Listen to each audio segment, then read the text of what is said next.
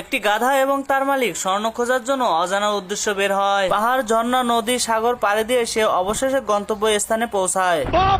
এই গাধার মালিক পানির ভিতরে বালি মিশাল করছে এবং সে বালিগুলো ছেকে ছেকে গাধার স্বর্ণ বের করছে।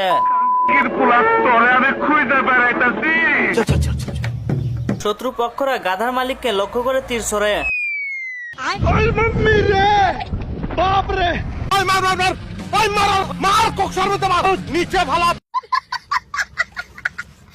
এই গাধাটি তার দুই কান দিয়ে বন্দুক ধরে গুলি করতে থাকে শত্রুপক্ষকে।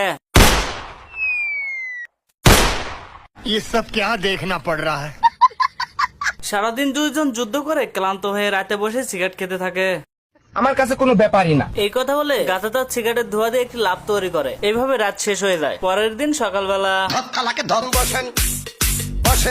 এবার তারা বালতিতে করে ক্যাকটাসের দুধ নিয়ে খেয়ে ফেলে।